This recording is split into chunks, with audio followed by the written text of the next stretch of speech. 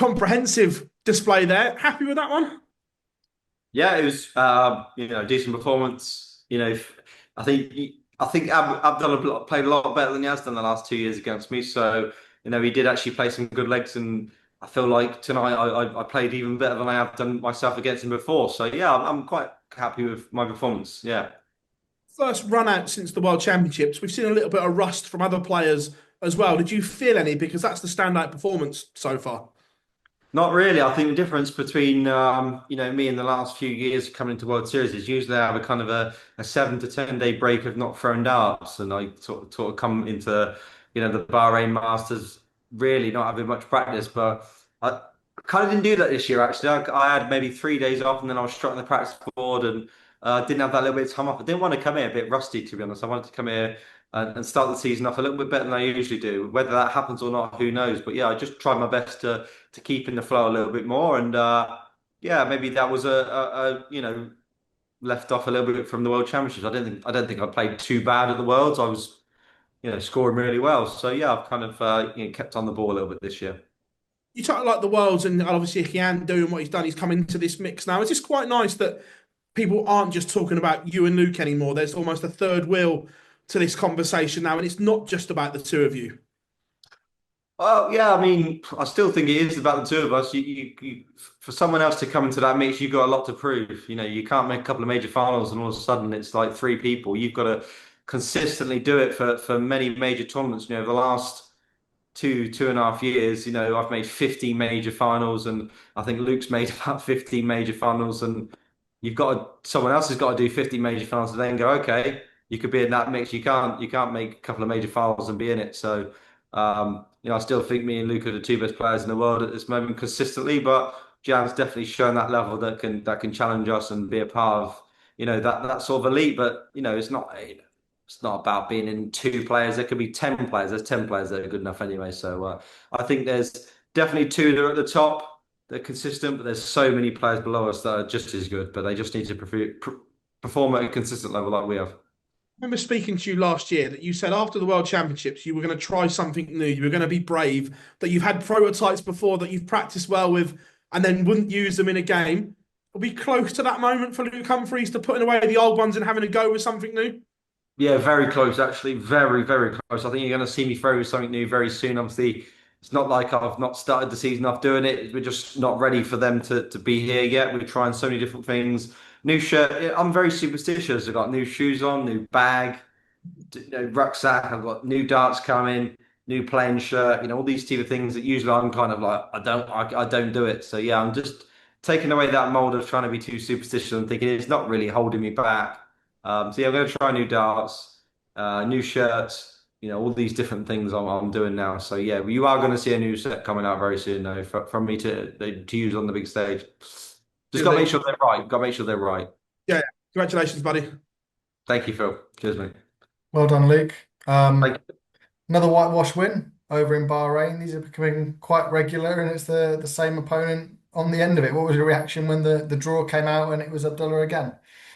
Yeah, of course, it's a little bit disappointing because you want to play someone different, and I was hoping, obviously, I've had a bit of time to spend with Abdullah when I've been in Bahrain, and he's a really nice bloke, and I think he just wants to play someone different, a bit of experience to play, maybe Luke Littler or Michael Van Gerwen, and he just wants to, maybe, but he's obviously really happy to play me and stuff, and I feel really bad to keep beating him 6-0 every time, but of course, it's business up there. I'm here to showcase my talent, and that's the whole reason I'm here, but. Yeah, of course, a little bit disappointment because you don't want to play the same person every time. You want to play someone new. You want to test yourself. You don't want to play, the other players. But of course, the draw is a draw. Obviously, Lawrence Lager and Nathan, they seem to be sort of connected a little bit at the moment. So it's just one of them things. I'm pretty sure next year, if I can't, if I'm back here, hopefully it's not going to be the same draw. A lot of travelling at the start of the year with Bahrain, Saudi, and then obviously into the Premier League. Is that quite tough coming straight after less than 2 weeks out after the World Championship? Um, Not for someone like me. I'm experienced. I'm used to this. I'm doing this for 3, 4 years now. I'm doing this all the time. This is what I know my life entails, and it's not something that I'm going to moan about or anything because I know that this is what it is. For the newer players that are not used to it, they'll enjoy the first year, the second and third and the fourth year. It gets tougher for them. I think all the newer players that say new Premier League players, like they think they're going to play in everything, but you're not going to. You're going to miss big tournaments, and you're going to get burnout and all these type of things. So it's going to be interesting to see all the new players how they're going to handle it. But for me now, I think after my third, fourth year, I think I've got it sussed to know what I need to do and stuff, and it takes a bit of time to understand that. You sort of allude to it there. You got Gian and Josh Rock now, the new boys in the Premier League. What do you think they're going to learn this year that you learnt in those first couple of years when you were in the Premier League, you were playing World Series, and you were sort of jetting all over the world, I guess? Yeah, I think the main thing they'll learn is how hard it is to be on the tour full time. When you're playing every World Series, every Premier League night, every European tour, like some of them think they're going to do, you'll find out the burnout does happen. You kind of go from the Worlds and you're playing so great. I've said that World Championship with myself.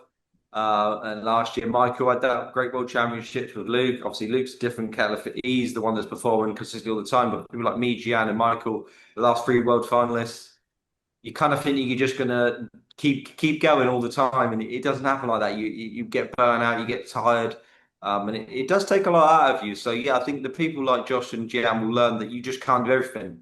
I think Gian, like, I spoke to Gian the other week, and I was like, "What are you going to miss?" He's like, "I'm going to do every Euro tour," and I'm like, you probably won't, because you'll kind of find halfway through it, you'll realize it gets a lot tougher than people think. So that's what I think they'll experience. They'll kind of understand how hard it is. But I think they'll do really well. I think they'll flourish. They're young, they're fit, they're healthy. And, that is really what's important. If you're young, fit, and healthy, then you should be able to do most things. But I'm not as young as them anymore. So yeah, I have to try and pick and choose what I want to do. Okay. Thank you, Luke. Well done, mate. Hi, Thank you. hi Luke. Good to see you again. Well done tonight. Great. What's your biggest superstition? Pretty much everything that I've used to doing playing before a game. Like, I always wear the same set of shoes for the whole year. I have the same bag, rucksack that I take with me. Do the same rituals on the stage, or touch the floor. Just all these little things, but kind of think, it's superstitions. They really don't stop you from achieving, really. Sometimes I've forgotten to do certain things, and I've still won and played brilliant. So there's so many superstitions that you do that you kind of don't really need to do. But yeah, I've got a new rucksack now, which I know sounds strange to others, and you're probably going to enjoy this. Probably going to be your top story, but I've got a new one. So yeah, just little things that you just want to think, I'm going to change that, and just change little habits that you feel like if you don't have them, then they're going to make you successful. Which of course I've changed them habits and still been really successful tonight. Will there be any little notes of Leeds United in a new shirt? Say that again. Will there be any sort of notes of Leeds United, a bit of yellow somewhere in a white? No, not really. Yeah, I think I kind, as much as I love Leeds United, I do and I don't, but of course, to my shirt, I keep it separate. My football team is my football team. Being a dart player is completely different. I'm not Luke Humphries, Leeds United. I'm Luke Humphries, call and Luke, the dart player, and I keep them separate.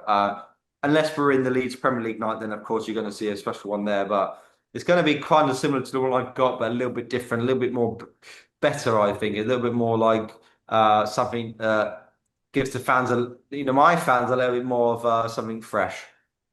And just finally from me, just what you were alluding to earlier on, seems to feel like you're reinventing yourself a little bit, just making a 2.0 version of Luke Humphries. Is that just to give you an extra boost into the year, to sort of reinvent yourself a little bit? Maybe sort of, because you're going into a Premier League, which you're the defending champion, but is there something else just to give you an extra little 5% maybe? I'm always trying to be fair, Phil. I'm always trying to find something that's a better version of myself.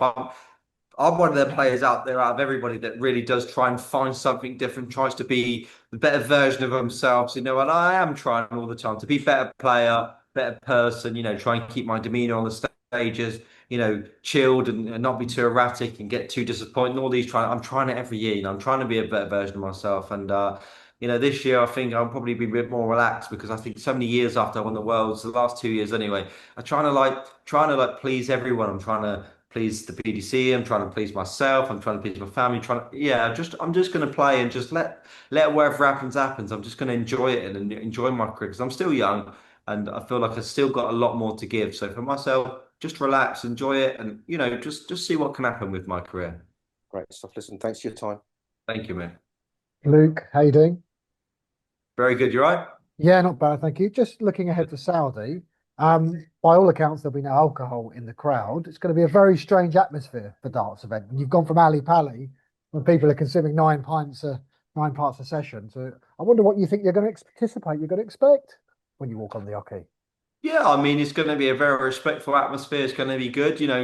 I think the key thing to understand is it doesn't take alcohol to have a good night. I think a lot of people think if you don't drink that you can't have a good night, but I think that the Saudi people are very respectful, and they will really be looking forward to seeing the great talents of what we produce. So yeah, I don't think that there being no alcohol, there's going to be a terrible atmosphere. But what we need to understand is when you go to places like Saudi or Japan, these countries are respectful people. They don't cheer out, they don't jump out their seats. They're just going to be really satisfied to sit back and enjoy a great sport and get to see what we do. So yeah, I think it's going to be very respectful, but I think they're going to appreciate what they're seeing as well.